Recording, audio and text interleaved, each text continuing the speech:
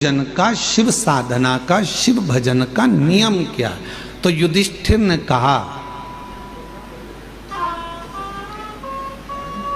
भीम, मन साफ हो, दृष्टि साफ हो, हृदय साफ हो और तुम किसी भी तरह से शिव को एक लोटा जल चढ़ाओगे तो शिव स्वीकार कर लेगा। उसमें बड़ा नियम कर कर हम भगवान को नहीं पा सकते। बहुत बड़ी साधना कर कर कलिकाल कलयुग में, इस घोर कलयुग में कौन नियम धारण करेगा, कौन कितने लंबे व्रत करेगा, कौन कितना साधना करेगा, बड़ा कठिन हो जाता। कौन नियम धारण कर सकता है, कौन साधना कर सकता है? इस घोर कलयुग में तो कोई बड़ा से बड़ा बाबा जोगी भी आकर कह दे ना कि हम इतनी साधना करते हैं, तो शिव पुराण कहती है बड़ा मुश्किल है जी। तुलसी बाबा ने तो एक ही लाइन में सबको, पूरे को तुलसीदास बाबा ने एक ही लाइन में सबको समेट दिया, कलयुग केवल नाम आधारा, सुमर सुमर नर उतर ही पारा। तुलसीदास बाबा को मालूम था कलयुग में बहुत सारे साधन बताएंगे, कोई इधर से आएगा ये बताएगा, कोई उधर से आएगा वो बताएगा, कोई कहेगा इसको भजो, कोई कहेगा उसको भजो, कोई कहेगा ऐसा करो, कोई कहेगा वैसा करो। तो तुलसीदास जी ने लिख दिया कि कलयुग केवल नाम धारा और सुमर सुमर नर उतर ही पार। तुलसी बाबा ने कह दिया कि नाम की आधारशिला रखो, तुम राम भजो, कृष्ण भजो, शिव भजो, जगदम्बा भजो, दत्त भजो, तुम्हारी मर्जी पड़े वो भजो, पर भजो, तुम्हारा भगवान का मंत्र जाप, नाम जाप भजो, जपो।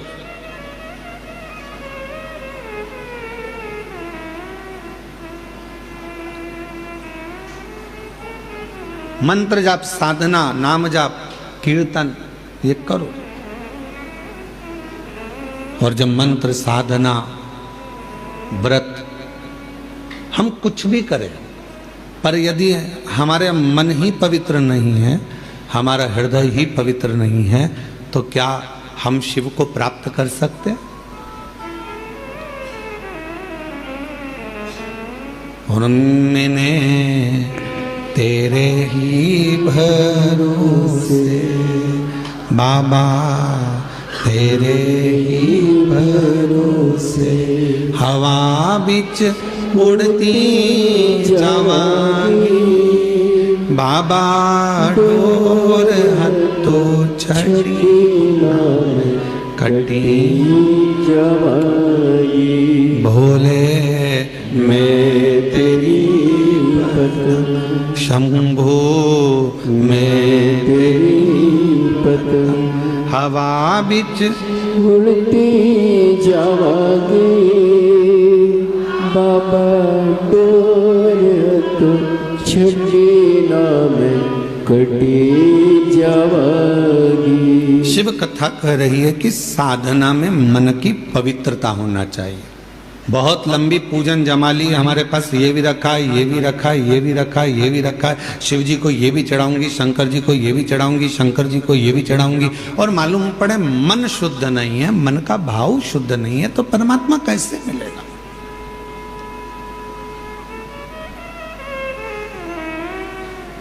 एक लाइन वो आप गुनगुनाते हो, हमने आंगन नहीं बुआरा, कैसे आएंगे हरि, अब तक गंदा पड़ा है द्वारा, कैसे आएंगे हरि, कैसे आएंगे?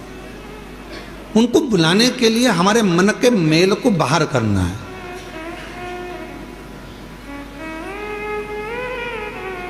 कहां पर आए हो आप लोग कथा श्रवण करने के लिए? बाबा कुबेरेश्वर के धाम, मेरी जीजियों का मायका और मेरे जीजाओं का ससुराल।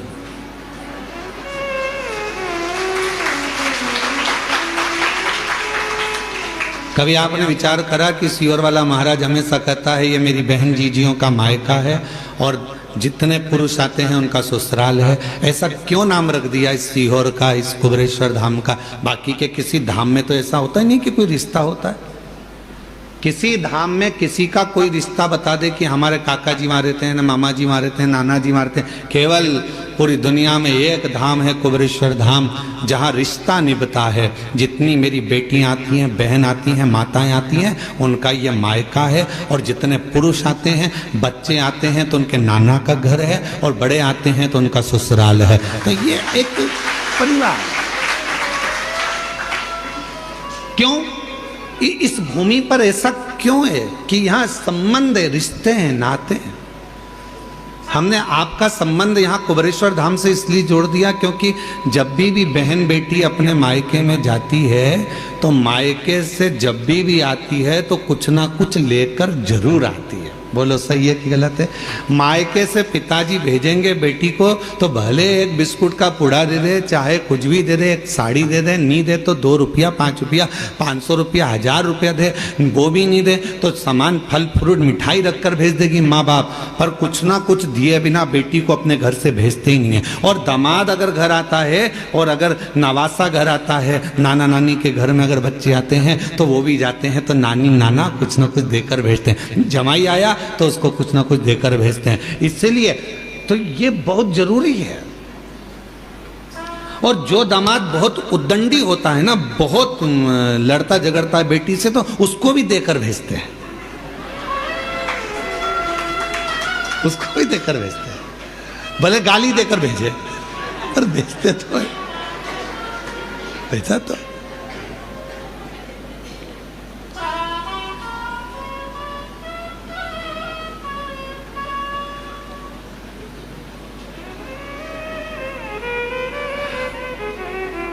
हमारे परिवार में जब शादी होती थी तो हमारी परिवार में जब बेटियों की, बहनों की शादी होती थी तो वो हमारे माताजी हमसे कई बार कह देती, सुनो आज रात को जागना है तुमको। हमने पूछा क्यों मम्मा? तो कहा कि शाम को वो तुम्हारे वो छोरी है ना अपने परिवार की, उसका ब्याह है ना तो वहाँ कन्यादान करना पड़ेगा, तो पाँव पूजना पड़ेगा। अब तुम्हारे इधर पाँव पूजते कि नहीं पूजते? जम के तो बोलो पूजते। तो अब रात के समय जब फेरे होते हैं तो पाँव पूजना पड़ेगा। तो हमारी माताजी हमको जगा के रखती थी, और सो भी जाते तो ढूंढ के लाती थी, चलो पाँव पूजो।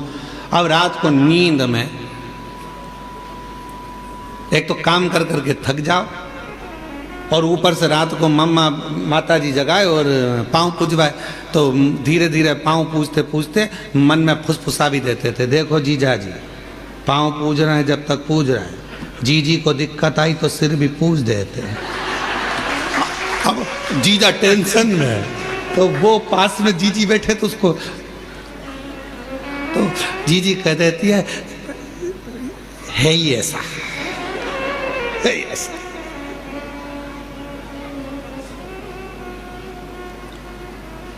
अब विचार सोच,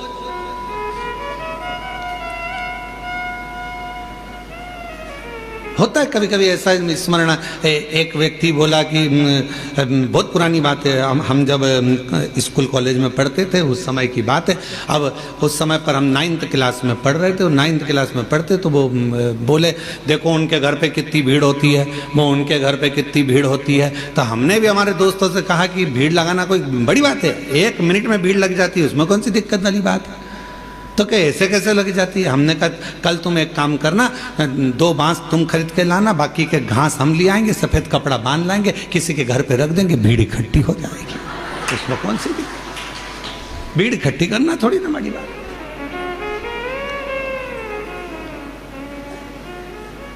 भीम ने पूछा युधिष्ठिर से कि शिव पूजन का विधान क्या है, भगवान को पूजने का विधान क्या? शिव महापुराण की कथा कहती है, महाभारत का वन पर्व कहता है, वन पर्व में लिखा है महाभारत के कि युधिष्ठिर कहते हैं भीम से कि जिस दिन तुम निर्मल हृदय से, स्वच्छ मन से शंकर जी को यदि 1 लोटा जल चढ़ा दोगे या नहीं भी चढ़ाकर कहीं पर भी बैठकर पंचाक्षर मंत्र नमः शिवाय या षडाक्षर मंत्र ओम नमः शिवाय या श्री शिवाय नमस्तुभ्यम का जप कर लोगे, शिव तुम्हारे जप को स्वीकार कर लेगा और वर देकर चला जाएगा, तुम्हें वर प्राप्त हो जाएगा। अब तुमसे कोई कहे कि तुमने मंदिर में जाकर पूजन को ऊपर नीचे कर दिया, तुमने मंदिर में जाकर पहले दूध चढ़ा दिया, फिर जल चढ़ा दिया, उसके बाद में तुमने फिर कुछ चढ़ा दिया, पहले जल चढ़ाकर फिर तुमने बेलपत्र चढ़ा दी, इतने में किसी ने देख लिया, देखते से ही वो बोली तुमने तो गलत काम किया, पहले तो जल चढ़ना था फिर बेलपत्र चढ़ना थी, और तुमने बेलपत्र चढ़ा दी उसके बाद जल चढ़ा दिया, तुमने तो ऐसा कर दिया, तुमने तो चावल का दाना ऐसा चढ़ा दिया, तुमने तो वैसा कर दिया। उसको समझा कर देना। हजारों तरह के मनुष्य संसार में रहते हैं तो हजारों तरह की पूजा भी संसार में होती है। 33 कोटि देवताओं ने भगवान शंकर की आराधना 33 कोटि देवताओं ने 33 कोटि तरह से करी है।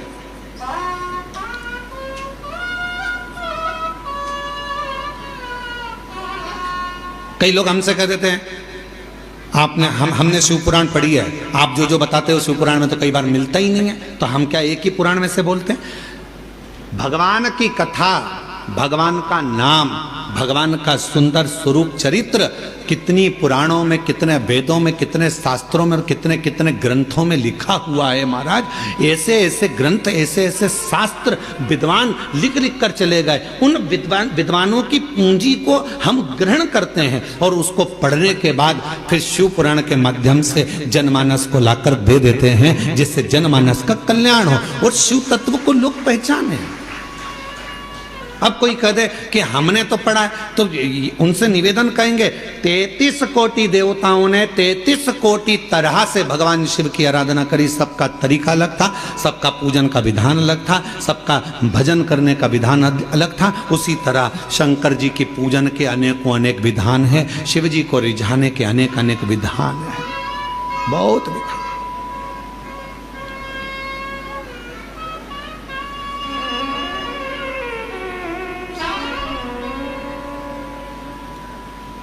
और तेरी कृपा बिना न हिले एक भी अणु, लेते हैं श्वास तेरी कृपा से तनु तनु। बखान क्या करूं मैं राखो के डेरे का, चपटी बबूत में खजाना कुबेर का। हे गंगाधार मुक्ति द्वार ओंकार तू, भोले ओंकार तू। आयो शरण तिहारी शंभु तार तार तू। सबका विधान अपना है, सबका तरीका अपना है, पूजन का नियम सबका अपना है। कभी भी यह मत सोचना कि मैंने इस तरह से पूजन करी, भगवान स्वीकार करेगा कि नहीं करेगा। कभी यह मत सोचना कि मैंने भगवान को ऐसे पूजा है, भगवान स्वीकार करेगा कि नहीं करेगा। कभी यह मत सोचना कि मैंने तो इस तरह से व्रत कर लिया, भगवान स्वीकार करेगा कि नहीं करेगा। मैंने तो इस तरह से कथा सुनी, भगवान स्वीकार करेगा कि नहीं करेगा। बस निवेदन है, मन पवित्र रखना, भगवान स्वीकार लेगा।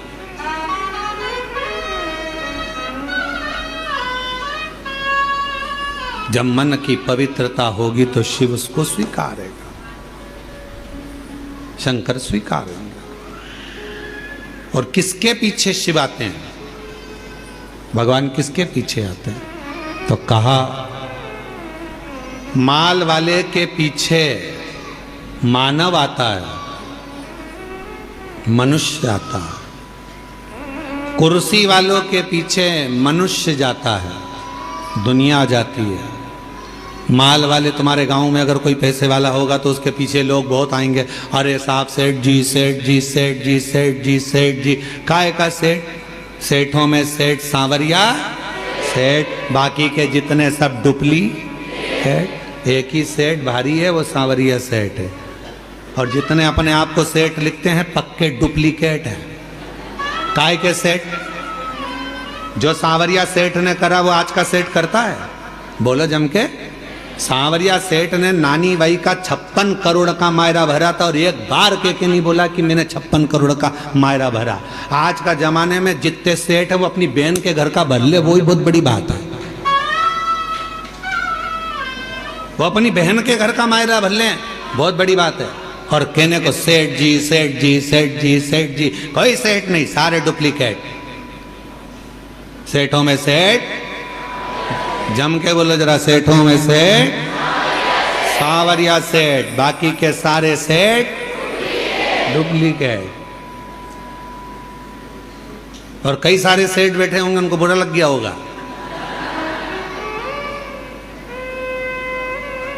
सेठ है वो। माल वाले के पीछे मनुष्य जाता है, माल वाले के पीछे, कुर्सी वालों के पीछे दुनिया जाती है। दुनिया पैसे वालों के पीछे जाती है, माल वालों के पीछे जाती है और कुर्सी वालों के पीछे जाती है। पर मेरा महादेव माल वाले के पीछे नहीं जाता, मेरा महादेव माला वाले के पीछे जाता है, भजन वाले के पीछे जाता है, आसन वाले के पीछे जाता है। जो माला जपता है मेरा महादेव उसके पीछे चला जाता है, मेरा महादेव उसके पीछे चलता है।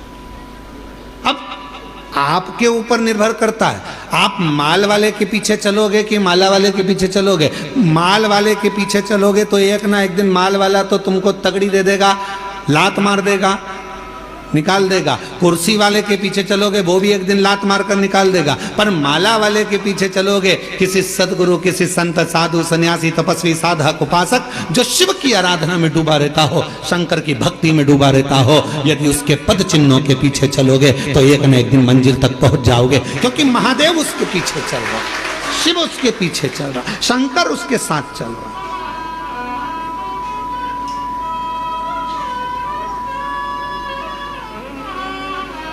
उस महादेव की भक्ति में एक महिला ने पत्र लिखा, देखो। कल एक माता जी ने पत्र लिखा था, उनके यहाँ कितने साल बाद संतान हुई थी? पहला पत्र था, जम के बोले, जम के 23, आज 1 साल और बढ़ गया है। मेरा नाम नर्मदा बाई, पति इंदर सिंह, मैं ग्राम तारपुरा, पीतमपुर, जिला धार, मध्य प्रदेश की रहने वाली हूँ। कहीं बैठी हो और अगर बालक साथ में, बच्चा साथ आया हो तो पीछे वाले रास्ते से लेकर आ सकती हूँ। मेरा नाम नर्मदा बाई, पति इंदर सिंह, मैं ग्राम तारापुरा, पीतमपुर, जिला धार। पत्र को LED पर पढ़ सकते हो, आस्था चैनल पर भी चल रहा है। मध्य प्रदेश की रहने वाली हूँ। मेरी शादी को 24 साल हो गए थे। मेरे घर औलाद नहीं। गुरुजी, किसी के कहने पर कुबरेश्वर धाम सीहोर का नाम सुना। लोग बोले, सब डॉक्टरों को दिखा लिया, तू हताश होकर बैठ गई, अब तेरे घर अगर औलाद नहीं है तो तू एक बार कुबरेश्वर धाम चली जा। मैंने ये धाम का नाम पहली बार सुना था। मन कर पति से कहकर हम कुबरेश्वर धाम आ गए और यहाँ पर आकर हमने कंकर शंकर की पूजन करी, भूमि का शयन करा, जमीन की मिट्टी को हमने अपने गर्भ से लगा लिया। गुरुदेव, बाबा से प्रार्थना कर गई, बाबा मेरी गोद भर देना, सब दूर से हार चुकी हूँ, अब मुझे तो डॉक्टर ने भी मना कर दिया। शादी के 24 साल हो गए, औलाद नहीं। गुरुदेव, यहाँ से दर्शन करके गई, मन्नत मान कर गई और यहाँ से जाकर मैंने सोमवार पशुपतिनाथ का व्रत करना प्रारंभ कर दिया। मंदिर जाती, जल चढ़ाती, नंदी के पास बैठकर उस जल को पी लेती, सफेद आंकड़े की जड़ को बांध लिया। गुरुजी, बाबा की कृपा का मैं क्या गुणगान करूं गुरुदेव। कावड़ भरने के लिए आ गई, कावड़ भरा, शिवजी पे चढ़ा हुआ जल पीकर दोनों पति पत्नी ने विनती करी, बाबा हमारी औलाद नहीं, 24 साल हो गए, तू देना जरूर। यहाँ से गई कावड़ भरकर और जाने के बाद कुछ समय के बाद मेरा गर्भ ठहर गया। गुरुदेव, 2024 में बाबा की कृपा ऐसी हुई कि मैं बाबा की कावड़ भरकर उससे विनय कर गई थी। उस समय पर जैसे यहाँ से गई तो डॉक्टर को दिखाया तो मालूम पड़ा कि बच्चा दानी में कुछ प्रॉब्लम है। फिर भी मन नहीं माना, डॉक्टर ने कहा इलाज करो, इलाज चालू रखा। समय बीतता गया और बाबा ने ऐसी कृपा कर दी उस कावड़ के जल ने कि भरोसा डॉक्टर को नहीं, वो इलाज कर रहा था कि गर्भ में तकलीफ है, पर उसको ये नहीं मालूम पड़ा कि गर्भ में तो मेरे कुबरेश्वर बाबा का प्रसाद था और बाबा ने संतान दे दी थी। गुरुदेव शिव कृपा ऐसी हो गई 20/6/2025 को बाबा की कृपा से मेरे यहाँ गर्भ से बच्चे ने जन्म लिया और मैं बाबा को यहाँ प्रणाम करने के लिए आई हूँ। 24 साल के बाद गर्भ थे। 24 साल। शिव कृपा किसको कहते हैं? करुणा किसको कहते हैं? दया किसको कहते हैं? एक पत्र और है, वो पत्र देखिए।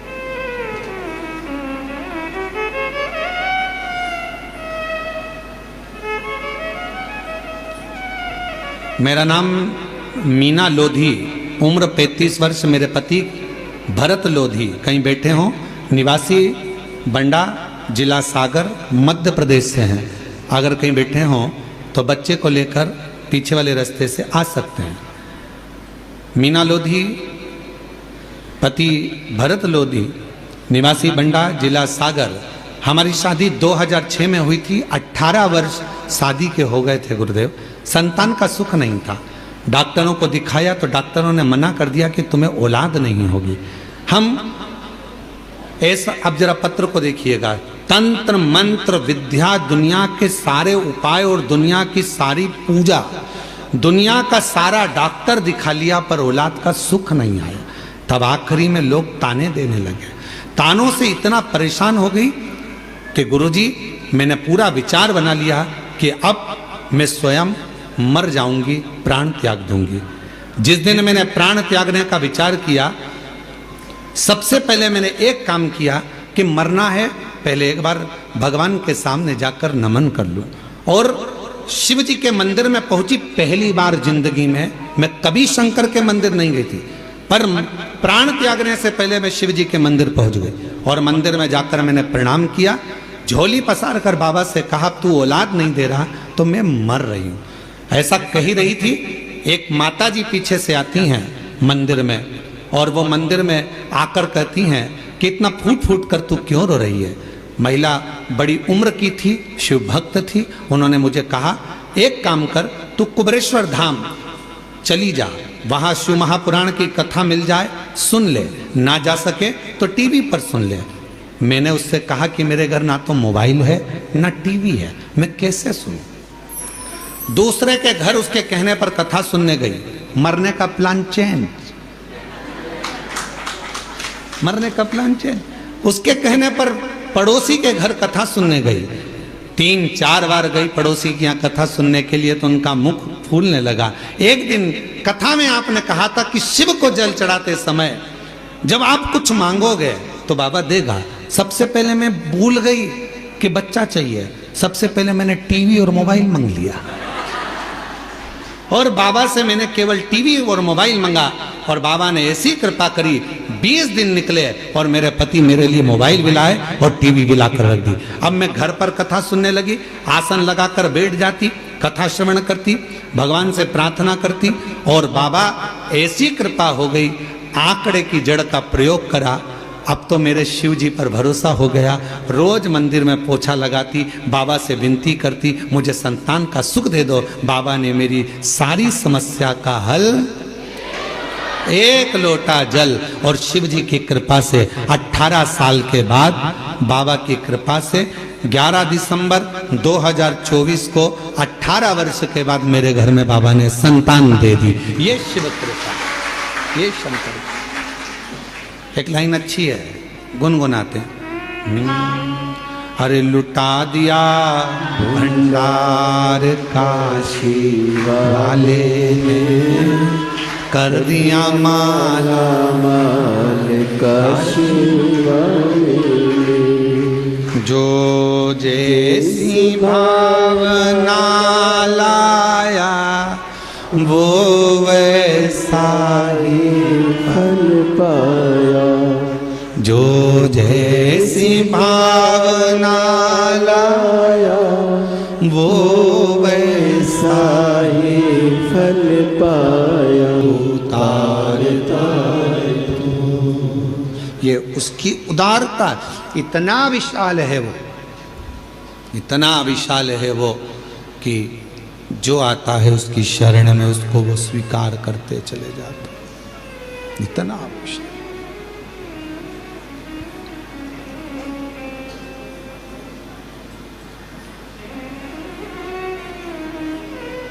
भगवान विष्णु के बैकुंठ धाम में दरवाजे लगे हैं, द्वार लगे हैं।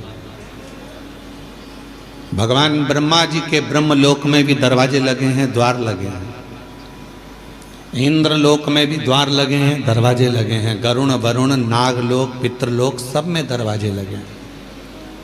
केवल एक भगवान शंकर का धाम कैलाश, केवल एक कैलाश जहां मेरे शिव बसते हैं वहां दरवाजा नहीं होता। क्यों?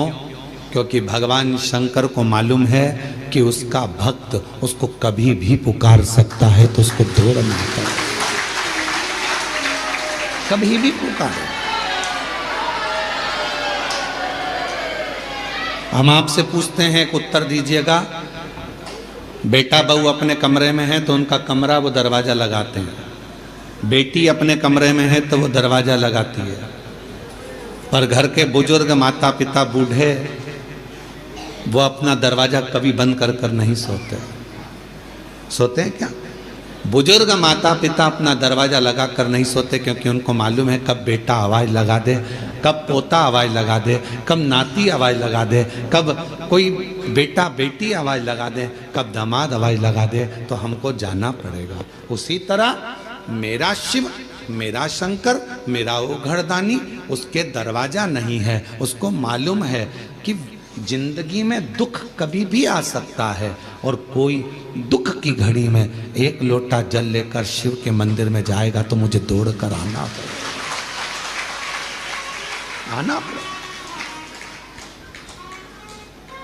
हमसे कई लोगों का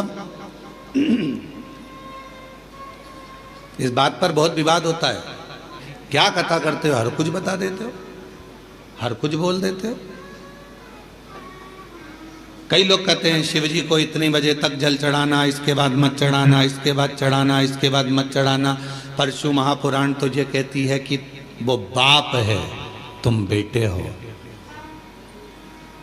बेटा बेटी को कभी भी माँ बाप की जरूरत पड़ जाए, उससे मिलने का सबसे सुंदर तरीका है एक लोटा जल। जब दुख आए तो दौड़कर मंदिर चले जाओ, चढ़ाओ।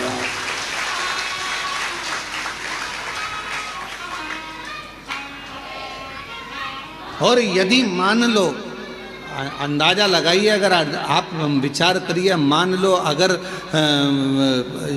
आप ये अंदाजा लगा कर बैठिए कि मंदिर में मान लो अगर कोई मना कर दे कि नहीं अभी दोपहर हो रही है हम जल नहीं चढ़ाने देंगे, अब शाम हो रही है हम जल चढ़ाने नहीं देंगे, अब रात्रि हो रही है हम जल नहीं चढ़ाने देंगे, और तुम्हारी बहुत बड़ी विपदा आकर खड़ी हो गई है, बहुत बड़ा टेंशन आकर खड़ा हो गया है, तो अपने घर में जो शंकर का शिवलिंग है उसको थाली में रखो, श्री शिवाय नमस्तुभ्यम कहकर अपना दुखड़ा उससे कहकर जल चढ़ा दो, वो स्वीकार कर लेगा। वो स्वीकार है, वो स्वीकार कर लेगा। आप में से हमें उम्मीद है कि आप लोगों में से सब लोग 2-2, 4-4 दिन से यहां पर तो होंगे, हो यहां पर 2-5 दिन से, तो आपने देखा होगा केवल सारे मंदिर घूमकर आ जाओ, चाहे काशी जाओ, उज्जैनी जाओ, ओमकार जाओ, चाहे तुम्हारी मर्जी पड़े केदार जाओ, सबके पट बंद हो जाते हैं। पर कंकर शंकर की भूमि पर हमारे बाबा ऐसे बैठे हैं कि लोग पूरी रात जल चढ़ाते हैं और बाबा से अपना विनय करते हैं पूरी रात। और आप लोगों में से कई लोगों ने तो रात को 1 बजे भी उठे होंगे तो देख रहे होंगे कि लोटा लेके खड़ी है। कोई रात को 2 बजे भी उठा होगा तो उसको लगा होगा कि अभी भी दिया लगा कर बैठी है। रात को 12 बजे से लेकर 4 बजे तक के बीच में अगर आप देखोगे तो कई महिलाएं, कई पुरुष, कई बच्चे, कई बेटियां, कई बेटे अपनी साधना में, शंकर की साधना करने, एक लोटा जल चढ़ाकर रात्रि में भी साधना में डूबे रहते हैं। ये वो भूमि है, यहाँ से व्यक्ति तेज लेकर जाता है। ये वो भूमि है जहां से व्यक्ति खाली झोली लेकर नहीं जाता, झोली भर कर जाता है। ये वो भूमि है जहां व्यक्ति अपनी साधना को करने के लिए आता है। साधना, यहां तंत्र वाले भी आते हैं तो मंत्र वाले भी आते हैं, यहां साधना वाले भी आते हैं तो योग वाले भी आते हैं, यहां उपासना वाले आते हैं तो पूजा वाले भी आते हैं, बैठते हैं।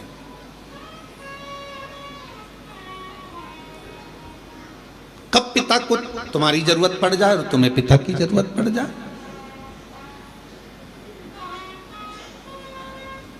हमारे यहाँ पर दोपहर में हम जल नहीं चढ़ाने देंगे, हम शाम को जल नहीं चढ़ाने देंगे, हम रात को जल नहीं चढ़ाने देंगे, हम दिन में जल नहीं चढ़ाने देंगे। मत चढ़ाओ, जहाँ का जैसा नियम है उसके अनुसार चलो।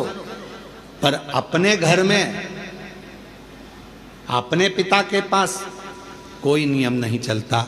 वो जब तुमको तकलीफ आ जाए, जब तुमको दुख आ जाए, जब तुम्हें कष्ट आ जाए, तब उसको याद करना, श्री शिवाय नमस्ते। किसी दूसरे के दरवाजे पर जाकर याद मत करो। दुख आया और किसी ने कह दिया चलो मैं तुम्हें वहां लेकर जा रहा हूं, वहां दुख मिट जाएगा, चलो मैं वहां लेकर चलती हूं, वहां तकलीफ मिट जाएगी। ना ना ना, मेरा तो बाप मेरे घर में बैठा है, मेरा बाबा बैठा है, कुबेर भंडारी का नाम लूंगी, कुबेरेश्वर बाबा का नाम लूंगी, एक लोटा जल चढ़ाऊंगी, श्री शिवाय नमस्तुभ्यम कहूंगी और मेरा दुख कट जाएगा, ये निश्चित है। कभी भी याद करो उसको, कभी।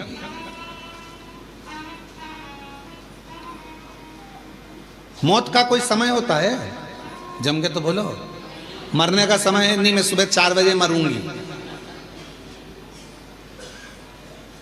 मैं दिन के 2 बजे मरूंगा। मृत्यु का कोई समय निश्चित नहीं।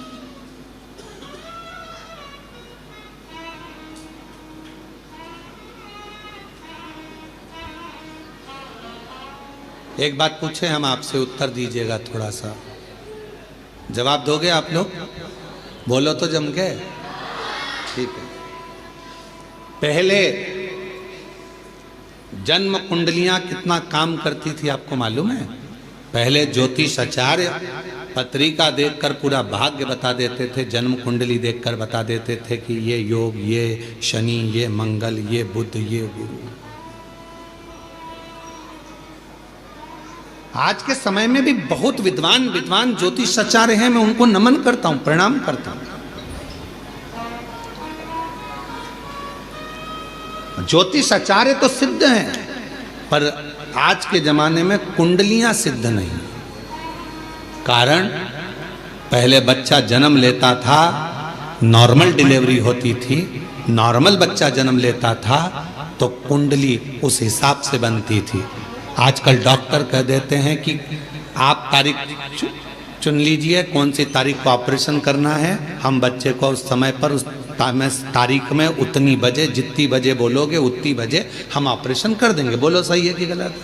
उतनी बजे। अब आपने तारीख निकलवा ली, आपने समय निकलवा लिया, आपने पल निकलवा लिया, डॉक्टर साहब मैडम इतनी बजे आप ऑपरेशन कर देना, इस तारीख को ऑपरेशन कर देना, तो अब कुंडली काम करेगी क्या?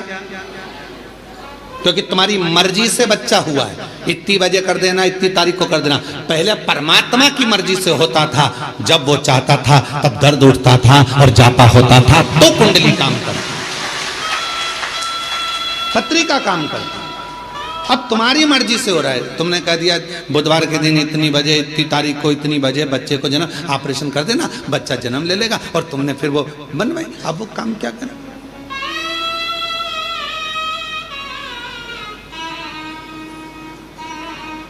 मृत्यु कौन सी श्रेष्ठ है? अब आप बताना, मौत कौन सी श्रेष्ठ है? रस्सी बांध के मर गए, वो मृत्यु श्रेष्ठ है क्या? बोलो बोलो। कुछ खा के मर गए, वो मृत्यु श्रेष्ठ है क्या? जम के बोलो।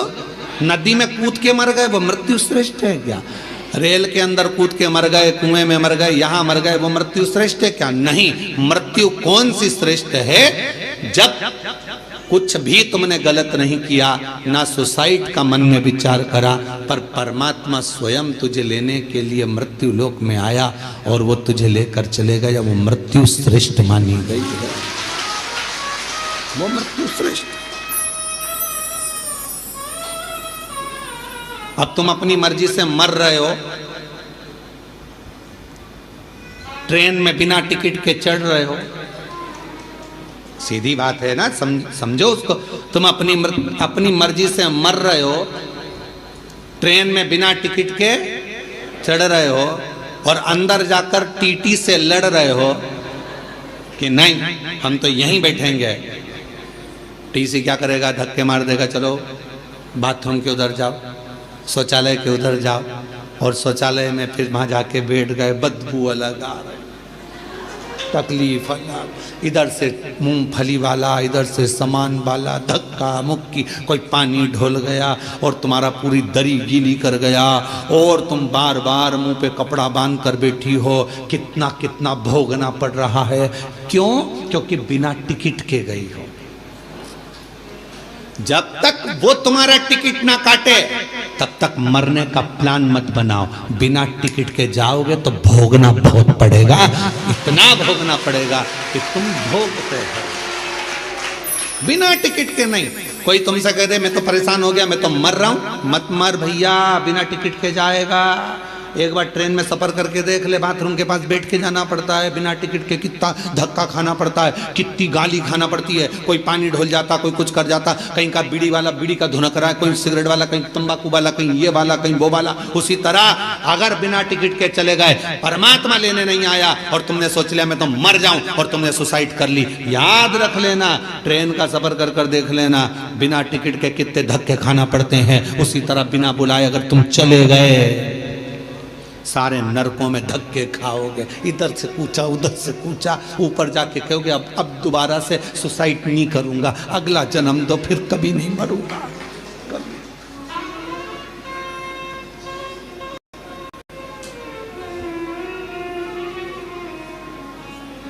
मृत्यु जब वो देगा श्रेष्ठता में, तो मौत का कोई समय नहीं है मरने का समय। मुहूर्त निकाला है तुम लोगों ने,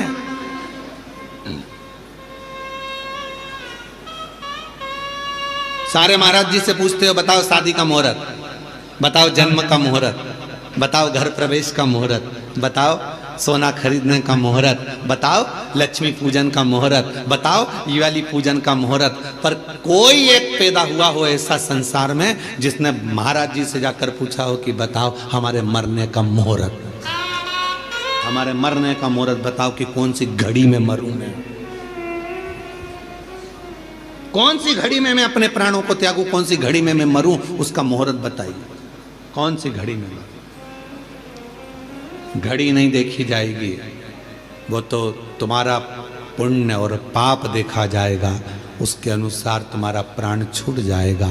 21,600 श्वास जो तुम्हारे शरीर से रोज निकल रही है, कौन सी श्वास आखिरी होगी किसी को नहीं मालूम। इसलिए जैसे मरने का समय नहीं मालूम, मरने का मुहूर्त नहीं मालूम, मरने का दिन नहीं मालूम, मरने की तिथि नहीं मालूम, कब जाना पड़ जाए, उसी तरह शंकर भगवान के पूजन की कोई तिथि, कोई बार, कोई समय मत देखो, कोई समय मत देखो। शिव को जब भजोगे तब शिव तुम्हारे पास में होगा, शंकर तुम्हारे नजदीक में होगा।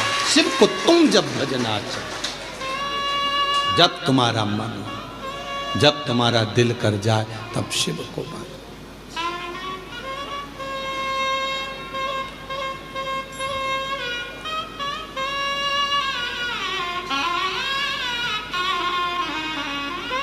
और महादेव नमन चरणों में स्वीकार कीजिए, सबका किया है मेरा भी उद्धार कीजिए, उद्धार कीजिए। है त्रिपुंडधारी, है त्रिशूलधारी, है त्रिपुंडधारी, है त्रिशूलधारी। चरणों में तेरे बाबा जी पावन है चारों धाम, चरणों में तेरे बाबा जी पावन है चारों धाम। तेरी देव करते वंदना, पूजे हैं सीतारा, हो जाए पूरी कामना, हो जाए पूरी कामना। उपकार कीजिए, सबका किया है मेरा भी उद्धार कीजिए, उद्धार त्रिपुंडधारी, है त्रिशूलधारी, है त्रिपुंडधारी, है त्रिशूलधारी। ये आपकी कृपा हो, है त्रिपुंडधारी, है त्रिशूलधारी। ये आपकी दया, आपकी करुणा हो, इससे ज्यादा कुछ नहीं।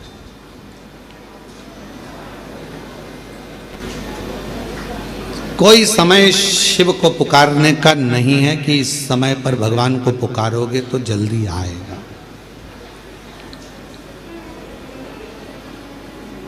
शिव को जब तुम्हारा मन कर जाए, जब तुम्हारा दिल कर जाए, जब तुम्हारा हृदय कर जाए, तब शंकर को पुकार लो, उसको बुला लो। तुम्हारा जब मन करे, तुम्हारा जब दिल कर जाए, तब शिव को। एक कथा आती है बड़ी सुंदर।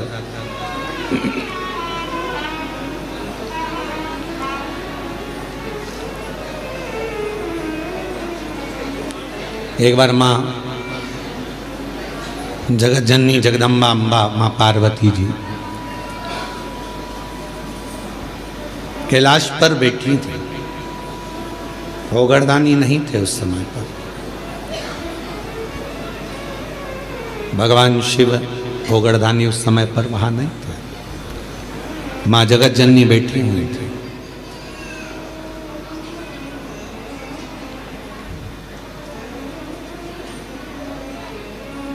एक बूढ़ा ब्राह्मण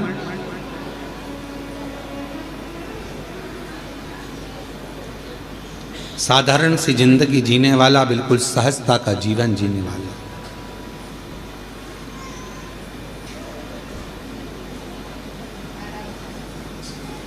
अपने काम में चलते चलते चलते चलते जा रहा।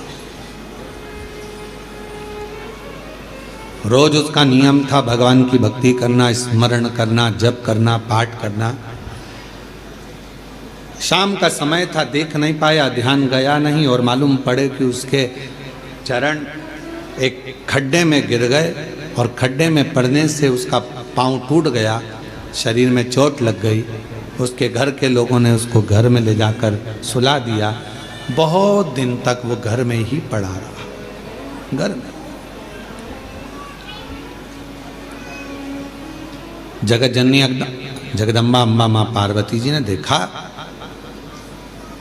कब से पड़ा हुआ है ये, कितने दिन से पड़ा हुआ है। शिव जी को इसका ध्यान नहीं है क्या?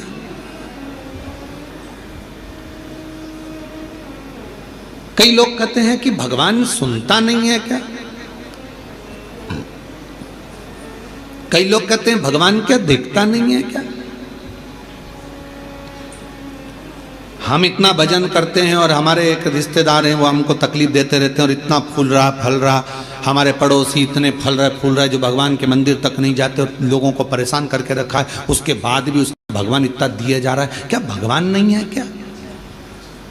क्या भगवान की आंखें नहीं है क्या? लोग कहते हैं। हम इतना तपस्या करें, भजन करें, कीर्तन करें और दुख भी हमें ही आ रहा है। और वो इतना कष्ट देने के बाद दुनिया के लोगों को चूसे जा रहा है, धन लिए जा रहा है, लिए जा रहा है, लिए जा रहा है, लोगों को कष्ट दिए जा रहा है और उसके बाद भी फल फूल रहा है। क्या भगवान नहीं है क्या? है। तो फिर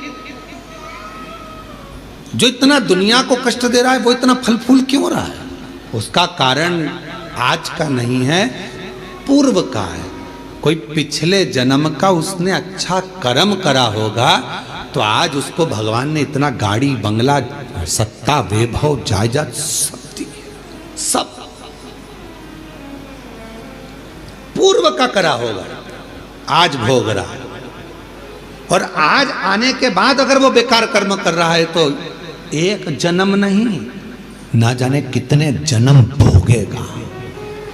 और तू आज अच्छा कर रहा है, दुख मत मना, तूने पूर्व में कोई गलत कर्म करा होगा तो आज तेरे पास में ना थोड़ा धन कम है, वैभव कम है, सत्ता कम है, पर तेरे पास भजन तो ज्यादा है ना। भजन तू कर रहा है, शिव की आराधना कर रहा है, साधना कर रहा है, कर ले, अगला जन्म सवर जाएगा तेरा, फिर तुझे कोई जन्म नहीं लेना पड़ेगा, कोई जन्म,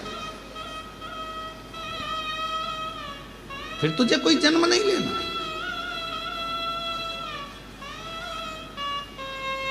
पार्वती जी की आंखों में जल भर गया कि कितना साधारण ब्राह्मण है और इतना इतना तप करने वाला, इतना साधना करने वाला, पूजन करने वाला, पांव टूट गया, शरीर टूट गया और पड़ा हुआ है। शिव जी का ध्यान नहीं है क्या? थोड़ी देर बाद भगवान शंकर आ गए, पार्वती जी उनसे रूठ कर बैठ गए। क्यों? क्योंकि भक्तों की दशा नहीं देखी गई, भक्तों की दशा नहीं देखी गई, माता से रूठ कर बैठ गए। शिव जी ने पार्वती जी से कहा, क्या बात है जगत जननी, तुम आज रूठी हुई सी दिखती हो। प्रभु आप इतने बड़े दयालु है, भगवान ने आपको 3-3 नेत्र दिए हैं, उसके बाद एक ब्राह्मण भक्त की दशा नहीं देखी जा रही तुमसे?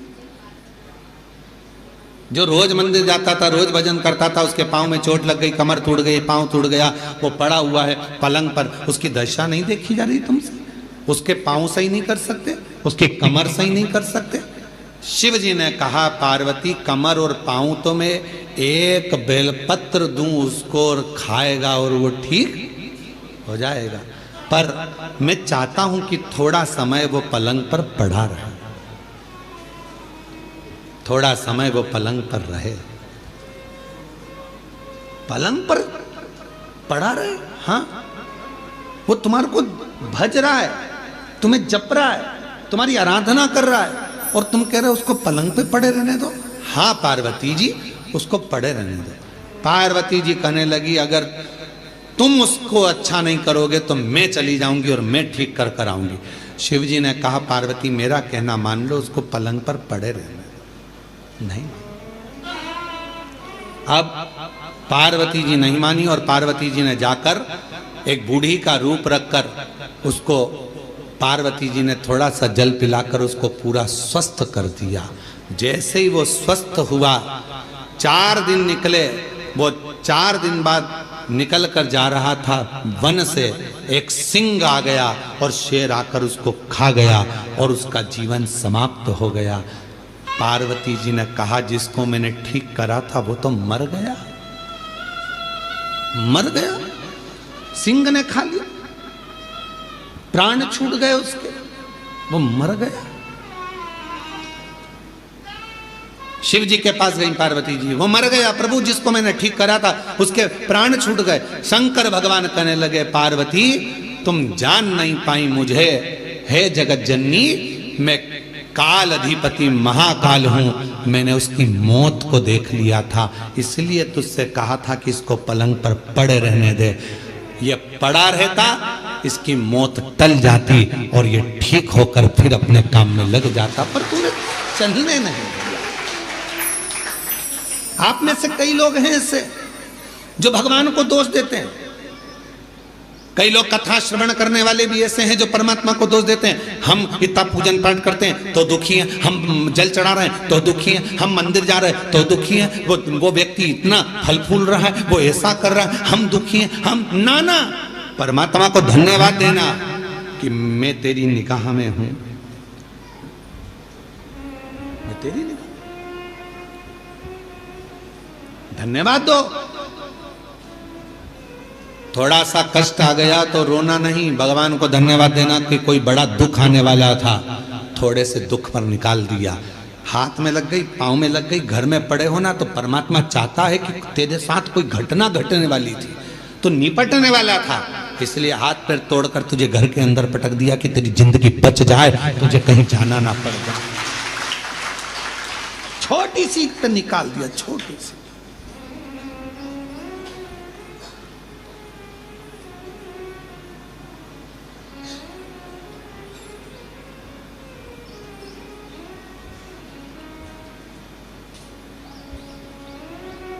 पहचान हो जाती है ना शिव जी से, तो वो बड़े दुख को छोटे पर लाकर छोड़ देता है। दुख तो आएगा क्योंकि हमारे पूर्व का कर्म हमें भोगना है, पर बड़े दुख को छोटे पर लाकर छोड़ देता। पहचान है तो। तुम्हारे गांव में हॉस्पिटल है? अरे बोलो तो। ठीक है, हॉस्पिटल में डॉक्टर साहब हैं, नर्स मैडम? ठीक है, डॉक्टर से पहचान है, नर्स से पहचान है? नहीं है तो कर लो। डॉक्टर से पहचान होगी तो ज्यादा दवाई नहीं लिखेगा, नर्स से पहचान होगी इंजेक्शन भी लगाएगी तो धीरे से लगाएगी, पहचान वाली है, नहीं तो टोच देगी। बोलो सही है कि गलत है? हॉस्पिटल में जाते हैं, बच्चा को रोना आता है, मैं इंजेक्शन नहीं लगवाऊंगा, मैं इंजेक्शन नहीं लगवाऊंगा, मैं सुई नहीं लगवाऊंगा। पापा कहते हैं अपनी पहचान वाली है, आंटी है पहचान वाली है तो चिंता मत कर, बिल्कुल दर्द नहीं होगा। और उसने तुरंत थोड़ा सा मला लगाया रुई का पुआ और धीरे से बात करते करते इंजेक्शन लगा दिया और रुई मल कर कह दिया बता तुझे दर्द हुआ? नहीं। क्यों? तेरे पापा से हमारी पहचान है बेटा, पहचान काम आती है इसलिए दर्द नहीं होने दिया। परमात्मा की पहचान कब काम आती है? जब दुख आता है, परमात्मा थोड़े में निकाल देता है, तब काम आता है। शिव जी पे चढ़ा एक लोटा जल कब काम आएगा? जब दुख आया और तुम्हारा दुख धीरे से निकल गया, तब भगवान कहेगा देख ले मैंने बहुत आराम से इंजेक्शन लगवा दिया, शांति से काम निकलवा दिया, दुख निकल गया, दुख तकलीफ निकल गई, कष्ट निकल गया, थोड़े से निकाला, थोड़े से। और कोई पिछले जन्म के अच्छे कर्म मुझे बाबा तेरा, कोई पिछले जन्म के अच्छे कर्म मुझे बाबा तेरा, जहाँ सारी दुनिया झुकती है, जहाँ सारी दुनिया झुकती है, मुझे वो आली दरबार मिला, दरबार मिला। कोई पिछले जन्म के अच्छे कर्म मुझे बाबा तेरा मिला, कोई पिछले जन्म के अच्छे कर्म मुझे बाबा तेरा साथ मिला। ये कोई पूर्व का हमारा अच्छा भाव होगा, शिव जी से हमारी पहचान होगी। जो बड़ा दुख आने वाला था वो थोड़े पर निकल गया। डॉक्टर से पहचान होगी तो दवा कम लिखेगा, और अगर पहचान नहीं होगी तो पूरी थैली भर कर लिख देगा। इसलिए परमात्मा से पहचान कर लो तो दुख थोड़ा कम लिखेगा, सुख ज्यादा लिख देगा। उससे पहचान कर पहचान करो।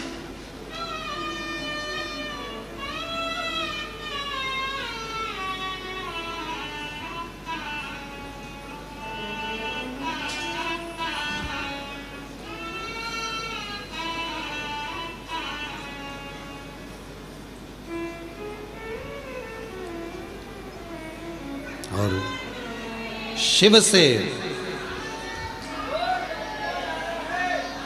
भगवान शंकर से प्रीत बढ़ाई। महाराज आप कितनी पूजन करते हैं, कितना पाठ करते हैं, किसी को मत बताओ। गंदगी उजागर कर दो। शिव कथा कह रही है गंदगी उजागर कर दो, पर बंदगी उजागर मत करना। उस बंदगी में मेरा शिव बसता है।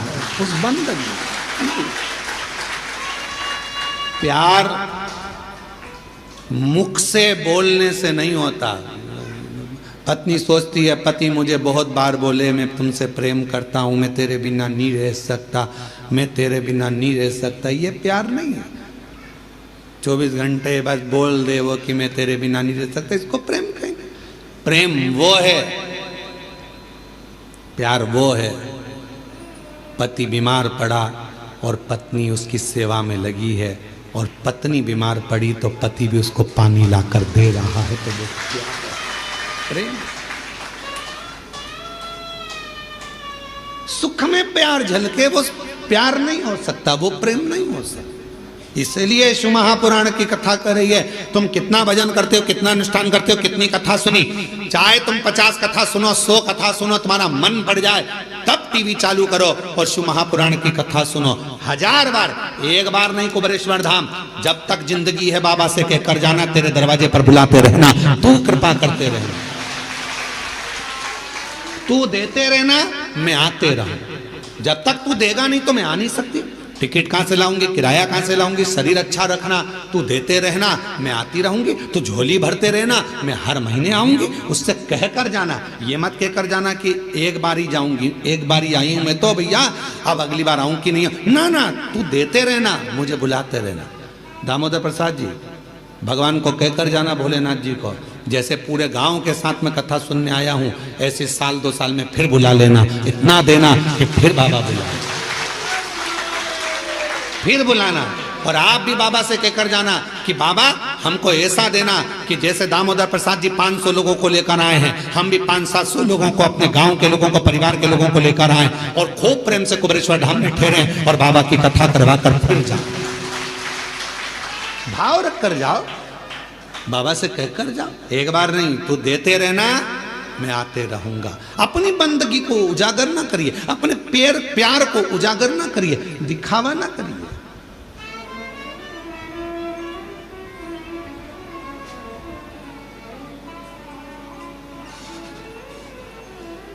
जो 50 रुपए के चाउमीन में प्यार दिखा देते हैं, जो 10 रुपए की पेट्रोल में मोटरसाइकिल पर घुमाकर प्यार दिखा देते हैं, वो प्यार नहीं होता। फिर हरिद्वार में जो अटैची मिलती है उसमें टुकड़े मिलते हैं, वो प्यार नहीं होता,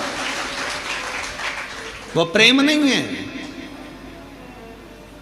इसको प्यार नहीं कह सकते, इसको केवल कहते हैं लव जिहाद का शिकार होना, इसको प्यार नहीं कह सकते।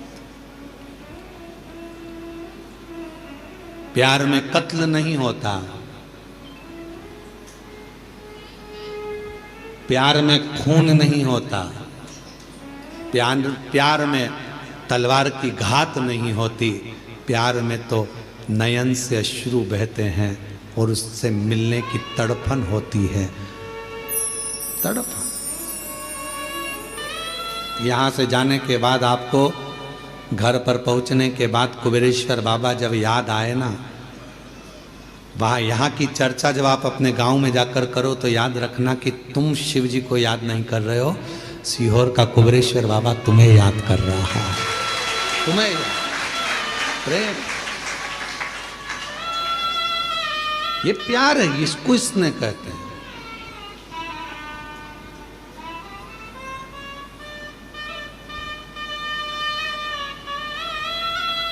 वो एक गीत की एक लाइन स्मरण आती है,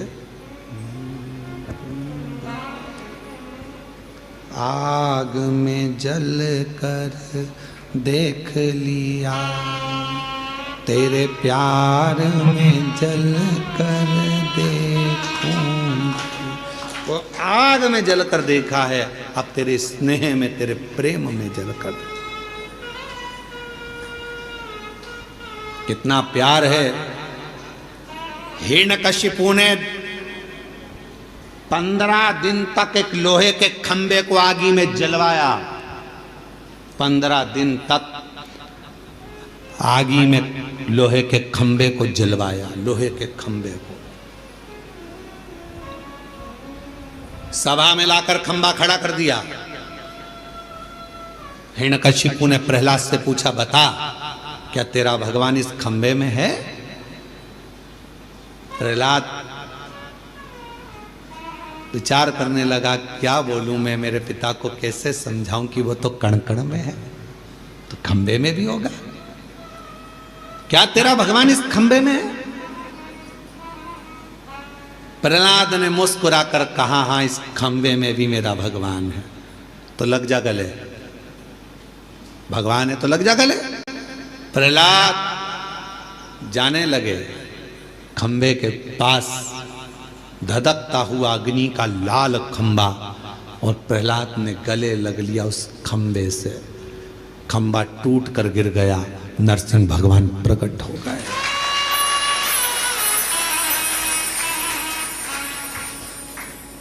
तुम अग्नि में जल रहे हो, तुम दुख में जल रहे हो, तुम कष्ट में पड़े हुए हो, तुम तकलीफ में पड़े हुए हो, तुम्हें लग रहा है कि परमात्मा साथ क्यों नहीं दे रहा।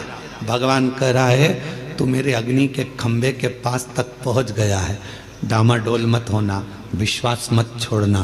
प्रहलाद जैसे दुख में भी मुझे गले लगा कर रखना, मैं प्रकट होकर तेरे दुखड़े को काट दूंगा।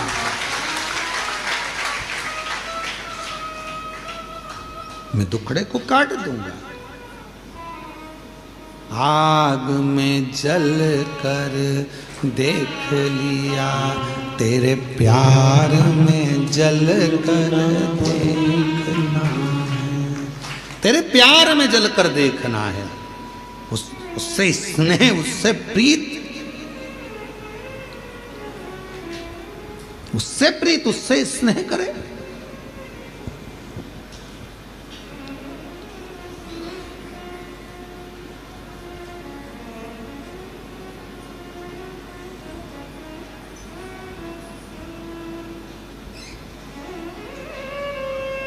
जिस दिन अपने भीतर का अहंकार जल जाएगा, अपने भीतर का काम जल जाएगा, आसक्ति वासना जल जाएगी। कितने सालों से लोग चिल्ला रहे गौ माता की जय हो, धर्म की, अधर्म का, प्राणियों में, विश्व का। कितने दिनों से चिल्ला रहे हैं विश्व का कल्याण हो। अब तुम इतनी बड़ी बात करते हो कि विश्व का कल्याण और भोजन करने जाते हो तो लाइन में धक्का मुक्की करते हो। जब तुम्हारे भीतर यह भाव प्रकट हो गया कि विश्व का कल्याण हो तो पास वाले को, बूढ़े व्यक्ति को, बुजुर्ग को, बच्चे वाली माता को, कोई बूढ़ी माँ को, कोई स्त्री को थोड़ा आगे कर दो। ले जी तुम चली जाओ। खाते समय अपना कल्याण हो, कमाते समय अपना कल्याण हो, झूठ बोलते समय अपना कल्याण हो, फिर विश्व का कल्याण कहां गया? केवल चिल्लाने से काम चलेगा? विश्व का कल्याण हो। शिव पुराण स्वीकृत नहीं करते। जितना बोलो उतना अपने ऊपर अमल भी तो करो। विश्व का कल्याण हो तो पहले आप अपने कल्याण की भावना छोड़ो, पहले विश्व कल्याण की भावना पकड़ो। आप दूसरे को भोजन कराइए, प्रेम से उसको जब भोजन कराओगे तो निश्चित है आखिरी में अगर कोई भोजन कराने वाला नहीं भी मिलेगा तुमको, तुम्हारे लिए, तो वो परमात्मा को आकर भोजन कराना पड़ेगा, कराएगा। आप कामना तो शुद्ध रखिए। कितने सालों से लोग कर रहे हैं गौ माता की जय हो। आज गोपाष्टमी का दिन है। संपूर्ण देशवासियों से निवेदन करूंगा, संपूर्ण देशवासियों से कहूंगा कि कुछ मत करो, कम से कम एक पत्र कम से कम राष्ट्रपति और प्रधानमंत्री के नाम पर लिखो और उनसे कहो कि भारतीय पाठ्यक्रम में गौ माता का भी एक चैप्टर सब्जेक्ट में आना चाहिए। गाय का एक चैप्टर सब्जेक्ट में आए। पहले आते थे हमारे बचपन में गाय का निबंध आता था, अब धीरे धीरे गाय का निबंध खत्म कर दिया। गौ माता पर निबंध लिखवाना बंद कर दिया। लोगों ने अपना निबंध चालू कर दिया, इनका लिखो उनका लिखो, गाय का निबंध बंद कर दिया। कम से कम बच्चों को मालूम तो पड़ता था कि गाय के 2 आंख होती है, 2 सींग होते हैं, 4 थन होते हैं, गाय का दूध कितना पौष्टिक होता है, गाय माता चारा खाती है, कैसे भगवान उसके अंदर बसते हैं, ये उसको मालूम पड़ता था। बच्चे की छोटी सी लाइफ में उसे गौ माता के बारे में ज्ञान होता था। आज के जमाने में कुत्ते पर निबंध लिखाया जाता है और गाय को छोड़ दिया जाता है। कहां गई गौ माता? कुछ नहीं कर सकते तो गौ माता के लिए आज गोपाष्टमी के दिन एक नियम तो बनाओ कि भारतीय पाठ्यक्रम में गौ माता के लिए भी एक किताब होना चाहिए, एक सब्जेक्ट होना चाहिए और गाय पर निबंध लिखा हो। चाहे गाय पर कोई सब्जेक्ट बने जिससे बच्चे पढ़ें तो धीरे से उनके अंदर गौ माता के प्रति भाव जागृत होगा। आज के समय में गौ माता के प्रति लोगों का भाव वो नहीं है। दूध निकाला छोड़ दिया, धक्के खा रही है।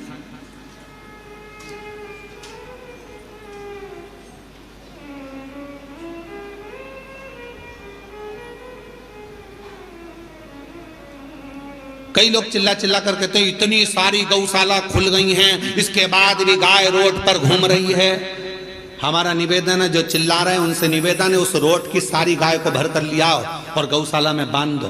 पर वो गौशाला में बनती तो है, थोड़े समय के बाद उसी गाय का सेठ आता है, रोज शाम को गाय को गाली देकर छुड़ाकर अपशब्द कहकर ले जाता है, दूध निकालता है, फिर रोड पर छोड़ देता है। हमारी गाय क्यों पकड़ के ले गए, क्यों बांधी तुमने गौशाला में, क्यों ले जाकर धर दी गौशाला में?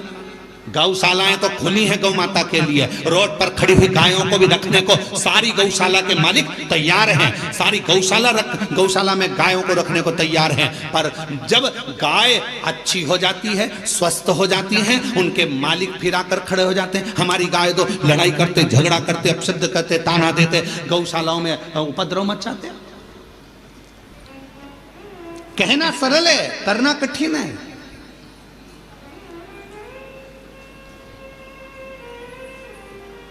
गौ माता के लिए गोपाष्टमी के दिन आप सबसे निवेदन है कि एक पत्र जरूर लिखो कि गाय को पाठ्यक्रम में जोड़ो। भारतीय पाठ्यक्रम में, सब्जेक्ट में गौ माता को जोड़ो।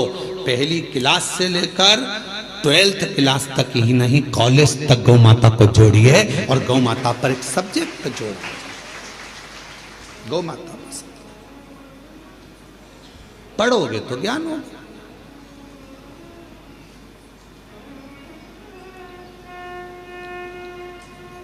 शिव तत्व है। गौ माता की बोलो बोलो जय तो बोल लो।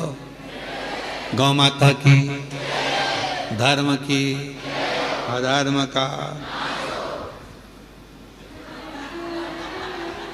प्राणियों में, विश्व का, सबसे पहले अपना हो।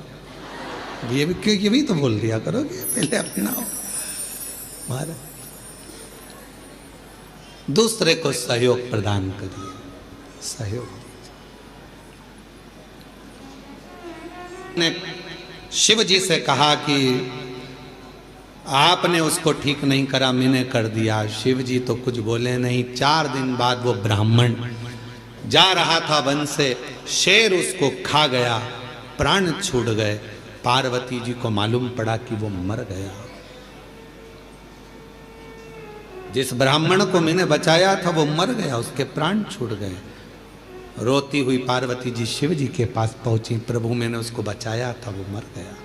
शंकर भगवान कह रहे हैं, जब वो मेरे मंदिर आता था, पूजन करता था, आराधना करता था, साधना करता था, उसके बाद भी उसके पांव तोड़ दिए, खड्डे में गिर गया, कमर टूट गई। वो घर में पलंग पर पड़ा था, क्या मैं सही नहीं कर सकता था? सही करता, मैं थोड़ा धीरे धीरे करता। क्यों? क्योंकि उसके माथे पर जो काल मंडरा रहा था वो काल टल जाता। मेरा नाम महाकाल है, मैं किसी भी तरह अपने भक्त को बचाने का प्रयास करता हूं। मैं अपने भक्त को बचाने का प्रयास करता हूं क्योंकि मैं महाकाल हूं। थोड़ा सा दुख दूंगा, तुम टेंशन मत लेना, मैं तुम्हारा पहचान वाला हूं। थोड़े धीरे से दुख को निकाल दूंगा, सुई धीरे से लगने दूंगा, और केवल इतनी सुई लगाने के बाद थोड़ी सी रुई भी रख दूंगा, हिलाते रहना, चिंता मत कर। दुख आया है, धीरे से भजन का रुई लगाओ, धीरे धीरे धीरे धीरे ठीक होता चले जाए। उसको एक पत्र है, अच्छा है।